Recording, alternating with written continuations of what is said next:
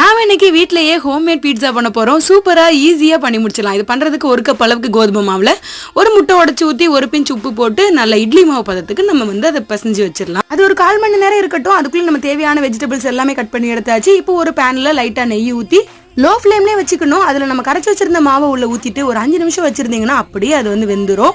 மேலே கொஞ்சம் கெச்சப் இல்லைன்னா டொமேட்டோ சாஸ் ஏதாவது ஊற்றிக்கோங்க. அதுக்கு மேலே கொஞ்சம் சீஸ் போட்டுட்டு அதுக்கு மேலே நம்ம கட் பண்ணி வச்சிருந்தோம் இல்லையா, அந்த வெஜிடபிள்ஸ் எல்லாமே போட்டுடலாம். கொஞ்சம் வெங்காயம், கேரட்டு, கேப்சிகம், தக்காளி பழம் எல்லாத்தையுமே குட்டி குட்டியாக கட் பண்ணி போட்டிருக்கேன். அதுக்கப்புறமா இது ஒரு 5 நிமிஷத்துலேருந்து 10 நிமிஷம் குக் ஆனதுக்கு அப்புறமா எங்கள் வீட்டில் தம் வைக்கிறதுனே ஒரு தோசைக்கல் யூஸ் பண்ணுவோம். அதை வச்சுட்டு நல்லா ஹை ஃப்ளேமில் வச்சுட்டு சூடானோடனே நம்மளுடைய இந்த பீட்சா மேலே வச்சு அது ஒரு 5 நிமிஷம் வச்சுட்டு அதுக்கப்புறமா நீங்கள் இறக்குனீங்கன்னா சூப்பரான டேஸ்டியான பீட்சா ரெடி. கண்டிப்பா ட்ரை பண்ணிட்டு எப்படி இருந்துச்சுன்னு மறக்காம கமெண்ட் பண்ணுங்க.